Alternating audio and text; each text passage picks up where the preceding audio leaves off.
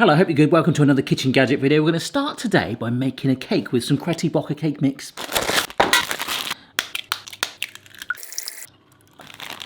Lovely jubbly. So as my oven preheats, welcome to another kitchen gadget testing video, part of a massive playlist here on the channel I've been doing for blooming years. Remember before commenting down below that sometimes these gadgets can actually be life-changing and help people in the kitchen. Other times they can just be novelty. So why are we baking a cake? Well, that's because our first gadget is this. This is the level baking belt. It is literally a belt for your cake pan to hopefully achieve a really nice level cake. And I've already made a bit of a boo-boo. As you can see, it's quite a wide belt. It's the sort of belt maybe a Disney character would wear or something like that. So I actually had two of my favorite cake tins, which the cake mixes normally use. You've actually got enough for 2 sponges. And I thought, that's okay, we can get one going, grease this up to test it in this one.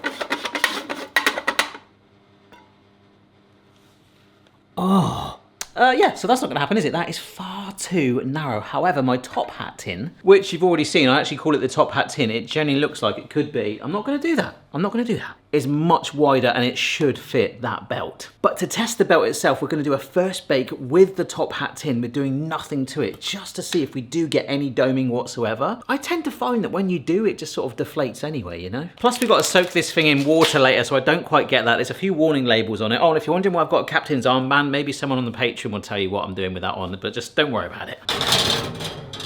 So in goes the first bake. I'm sure years ago these used to come with icing mixes as well, but now you have to buy them separately, but Betty says around about 25 minutes. Okay, so this one from Dream Farm is something called a Fluicer. It's basically a flat one of these, a flat juicer, hence the name Fluicer, and I really like that word. But apparently this is a fold flat, easy juicer. Look how flat that is. And it's got an award from the Time magazine for the best inventions of 2023. On the gadget playlist, we've looked at some Dream Farm gadgets before. They're generally pretty cool, and I actually always like their packaging, how they've got kind of like a shoelace on. You obviously probably pay for that, right? But you really can tell the difference between this and when you get something from, I don't know, Shine or something like that, because it literally comes in a bag. It's an easy squeeze citrus juicer that folds completely flat for space-saving storage. I think we can agree. The unique folding action simultaneously squeezes fruit from the outside and from the inside. What? How can you squeeze fruit from the outside? Come on. Long handles create additional leverage, okay, that's cool, and use larger muscles in your arms, oh yeah, instead of hands for effortless and efficient juicing. So that actually generally can be. You do find the more leverage you get on things, it is quite useful. Yeah, so let's start with a lime. So from the diagram, it looks like the face side goes in there. I don't know if that's critical, but that's sat right in there. I'm not sure if you can see it too well, but there's actually like grippy bumps on either side to really hold it in place.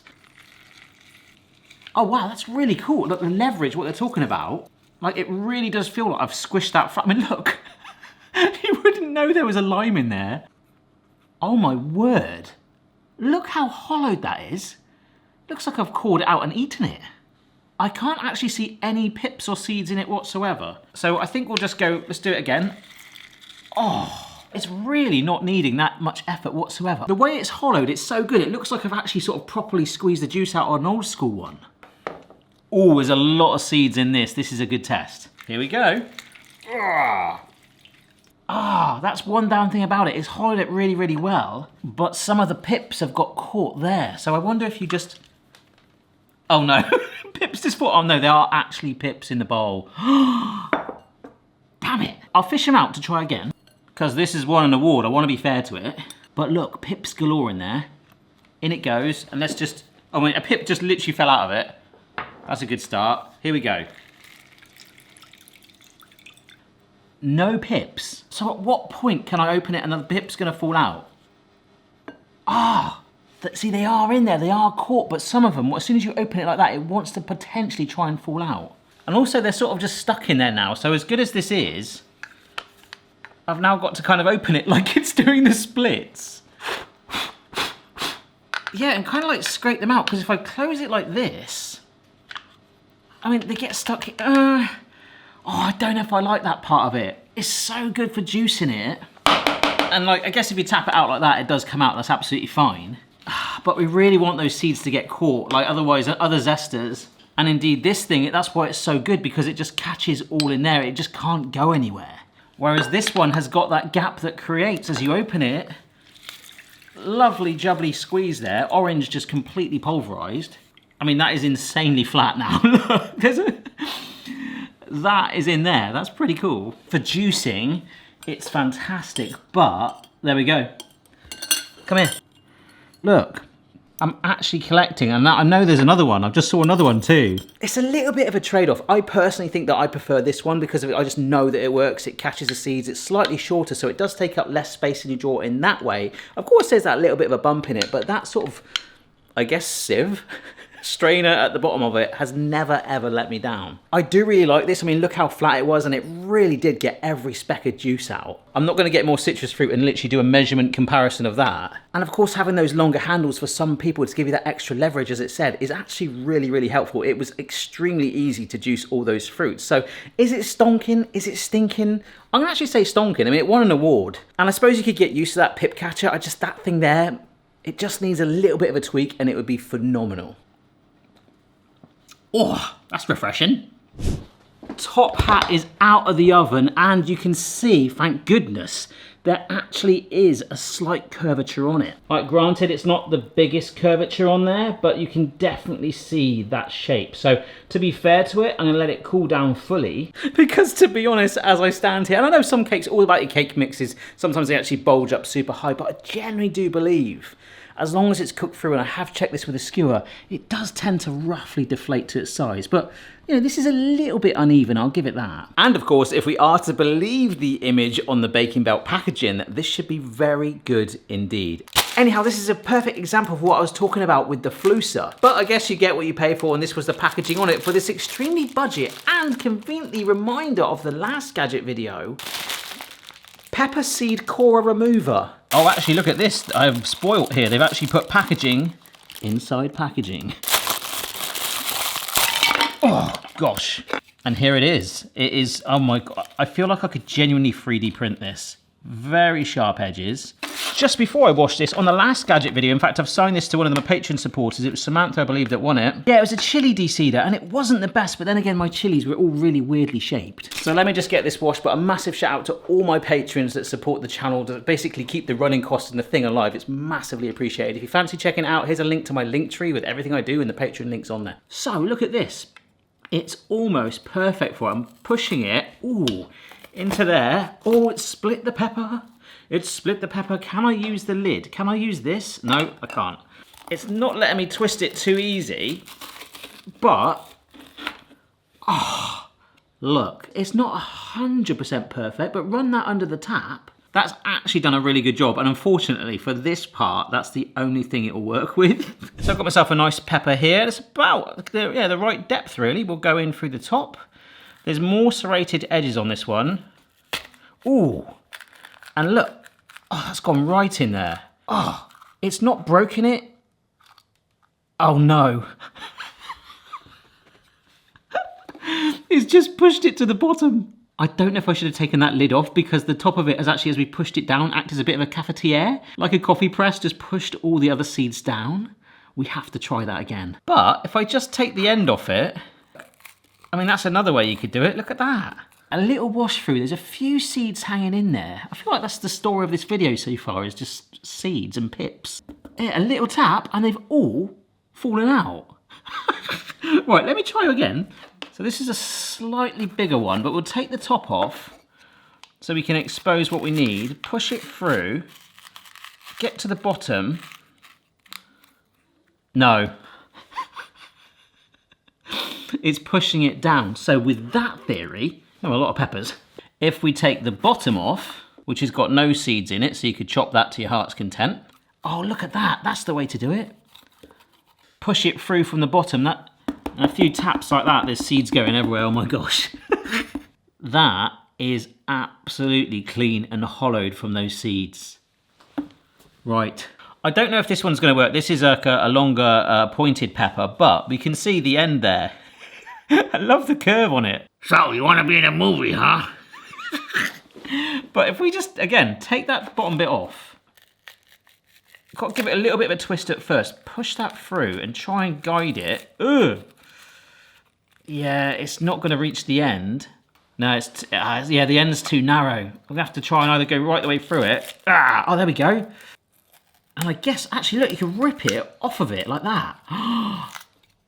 Oh, that might be the best so far. Look at that. Give or take a couple of seeds. That, I'm not going to try that one again. I think that was passable. I tried to set it up so it was going to be progressively harder, and I think we might have peaked at the first pepper. Especially given that this one, look, we can actually get it about a quarter of the way up before it doesn't even fit it. Yeah, that doesn't even want to bite it. If I push that too hard, I'm actually going to hurt myself. That is a... I'm not going to do it on that, it doesn't need it. But I've got another pepper here. Let's just slice the bottom off again. Push that right through, all the way through. Okay, look, it's not perfect, but run that under the tap, get those seeds out. It's blooming good. This one, not so much. But I just want to show you, look how flat. There is a slight bump in it, but oh my word, I'm not that fussed about it. This belt is going to have quite a bit of competition here. Level baking belt. No more uneven layers, high-rise centers, cracked tops, or dry, crusty edges. You can see it's supposed to wrap on like that. I love that it does actually have a stereotypical belt there. Level moist cakes every time. Now, as for instructions, all I've got are these 4 drawings here. Basically, you're submerging the belt in water, letting it drip dry slightly, belting it around your pan. That's a lovely phrase, isn't it? And then you bake it, which will hopefully result in this. It's made of cotton, felt fabric, and polyester. Got to have a bit of polyester in there. And there is no other English on it other than saying, caution, do not use at temperatures that exceed 180°C.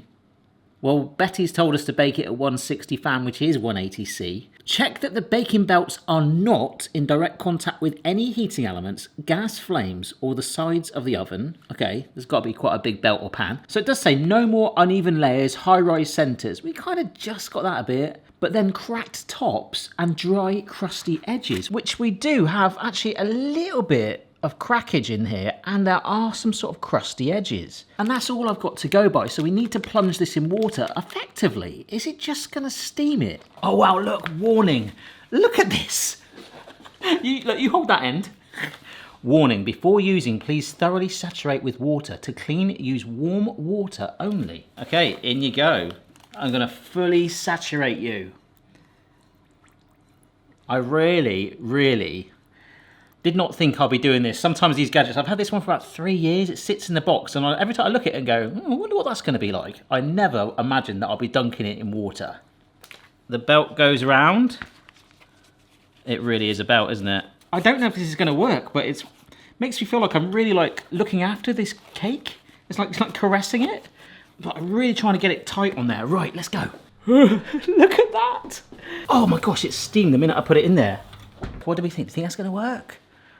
I think it's a bit gimmicky, but I mean, look how flat this is. Folks, I've got to be honest, right now, it doesn't look like it's making the foggiest bit of difference. It looks kind of futuristic though, doesn't it? I mean, at the very least, it does look like a fancy cummerbund for your like cake tin. So then, folks, has this cake turned out rather stinking or an absolute belter? Exactly the same baking time.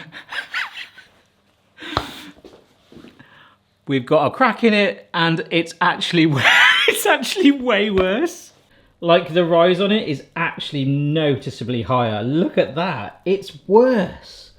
What has happened to it? We have got the split. Okay, not that bothered about that.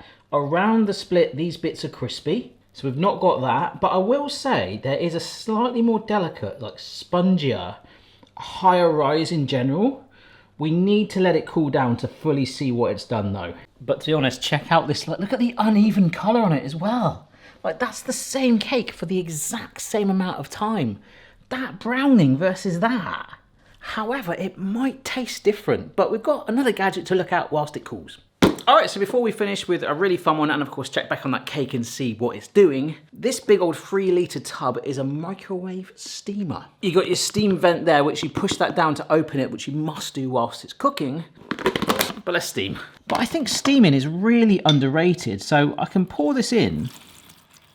This is a litre of water here. All right, I can see it's getting quite close to the top there, but I really do think that a fill line there would be really, really helpful. I feel like we've done so many gadget videos now, we're like trying to like help people improve their products.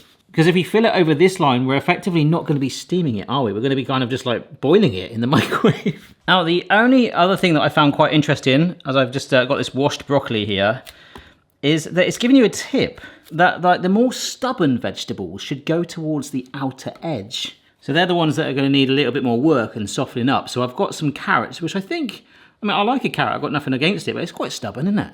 It doesn't actually give us any steaming times at all. Which is fine, I mean, you can Google them anyway. But I've got some carrots here. Now, these are, particularly this one, I picked a big one on purpose. I'm just going to see what that does. But I think broccoli is way more forgiving. And then right in the centre here are some sugar snap peas. Now, we know how hot a microwave can get in general. That is going to get very warm indeed. So typically a carrot like that should be able to steam in about 10 minutes. So I'm going 800 watts, 10 minutes. Mike, who is actually my neighbour and he's in his garden right now, so maybe he might have gone.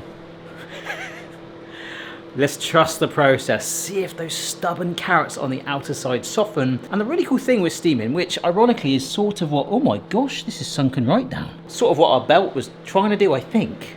It is quite hard to overcook when you steam something. It's not really going to get burnt. If anything, it's just going to maybe get more floppy or soggy, but that's not the worst thing.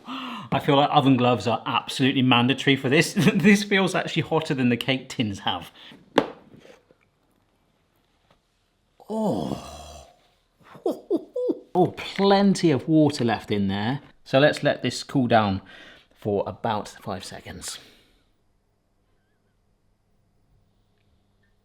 Right, let's eat. Actually, if anything, possibly slightly oversteamed. You know when you've stayed in the bath too long? Steaming is so underrated, honestly. Broccoli. That's delicate and soft. It almost sort of melts in the mouth. But the most stubborn carrot of all. Oh, that's a bit of a shame. It's really interesting where the one side was exposed. Obviously the steam was hitting this backside. It's all lovely and gorgeous orange colour. Whereas the bit that wasn't, that bit that was facing up, again, it looks like it's been in the bath a little too long, doesn't it? That tastes absolutely phenomenal. A nice, simple microwave steamer. So many more things we could steam in there. I could have steamed a cake. I had some more fun with it, but I think a nice, easy one. And for me, that was $7.99 in a bargain bin. But actually, the theory of the heat, it must push to the outside more. But I thought a microwave was from the middle in, as in the heat is more intense in the center. So perhaps the only thing I can see is that these vents are wider at the outer edges here. So maybe that's where it's really hitting these stubborn foods that are no longer. That is proper witch's nose. Oh my word. Let's check our belt cake. We'll compare those cakes in just a moment, but I really didn't think that I would... doing this again. You'll be pleased to know that this is Mrs. B's old thermos flask, and I've just noticed there is an indent in there, slight dip in there, where it's almost purpose-made for some hot dogs to go in. And some of you guys were saying, did you buy Mrs. B a new thermos flask? Of course I did. Because, like, truly, the smell would not go. It would not go. We probably washed this thing like 5 times now. Right, we'll see them in a minute. So just before that last gadget, this is the tale of 2 very similar cakes, the same batter, the same baking time, the same tin. Fairly nice even colour on this. You could see where it was slightly... This was actually the side that was furthest away from the oven door. And actually on this one, this was the side that was furthest away from the oven door. So when it's near the oven door, I don't know if it's the reflection or something, on both of them, it does seem to get more colour. This one is slightly, like a fraction more risen, and it's a bit more spongier to the touch. That's more firm, slightly. But then with that, and this is slightly more delicate, there is actually a sunken area here where it's sort of split. So if that didn't happen, maybe it would have been crack-free. However, as a comparison, I actually prefer it without the bell. Maybe it needed braces, but let's see if it tastes any different. Ah, there we go. Actually, I'm way more excited, I don't know why, to actually interlock the 2 cakes like this. Okay, that was way more fun in my head than it actually was. The one with the belt on is lighter. The top is less of a crust, but sort of like more papery and bubbly. The sides and the bottoms are the same.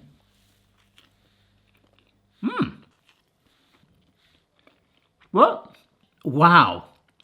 That has got a more foamy texture. That is unbelievable difference. Just from that belt, it's made it like more foamy, more That's dense, but like not overly like dry and like stodgy. It's fine. That is almost like spongy, and the egg has really, really become a dominant flavour in there. There's a slight like omelette vibe to it. I think the belt gave it a lighter, airier sponge, which made it sort of less cake-like in texture. Whereas this is just a classic cake, and that is probably my preferred route. So a real mixed bag of the gadgets that are getting given away this time. But this last one, I think we can definitely hot diggity dig it. This, which looks a little bit like some sort of building from a city, I don't know, like maybe Dubai or something. It's got the quirky name of being called the Hotdogger. It's basically a hot dog bun driller, and again, something so lightweight. You really could 3D print this. The basic concept is that you will... oh no, these are pre-sliced.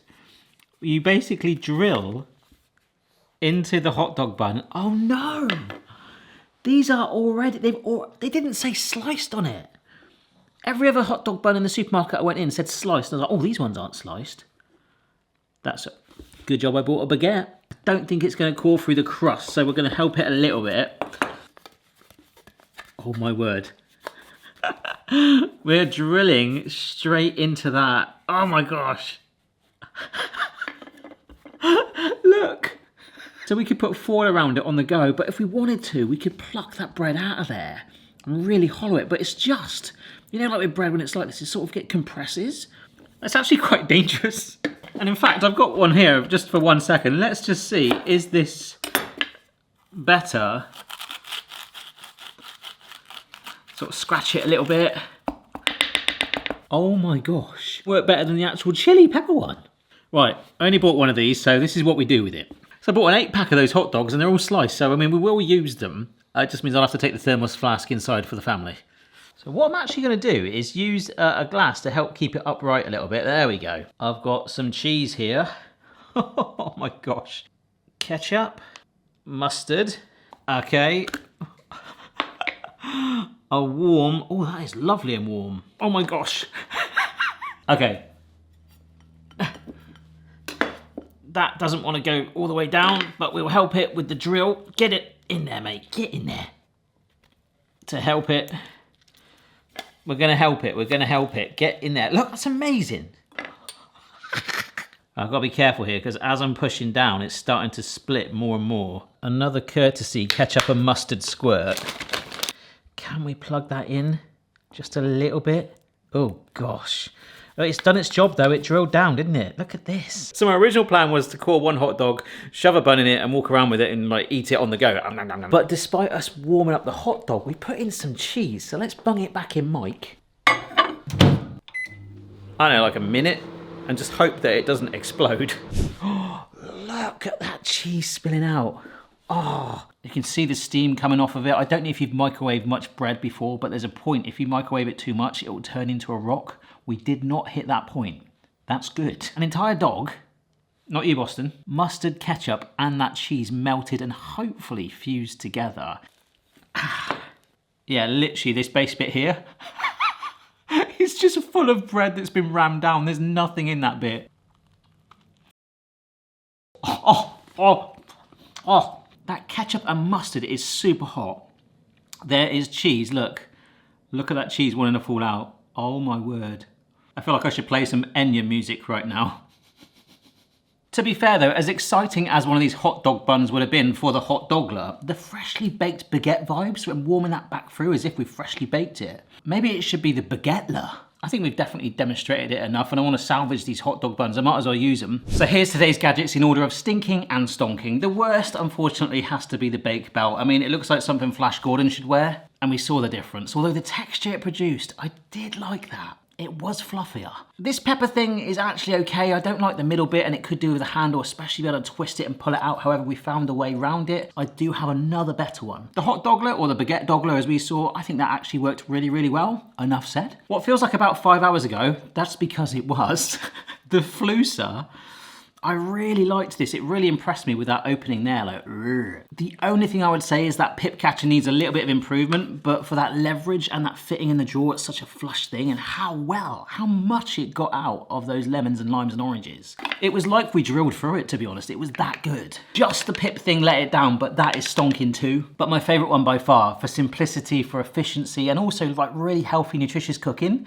Steamers are so underrated, and I feel like maybe I should do, I know it sounds quite bland, but like 3 courses made using a steamer, that could be a really fun video. Like, I can't explain it, but just eating the carrot, it just felt so like alive, all the nutrients are in it. And obviously you can bodge a homemade steamer, but that was nice and cheap, it was big and bulky, you get a lot of food in there, and it's kind of safe too. So that's my favorite one of all today. Kind of polar opposites, I think you'll agree.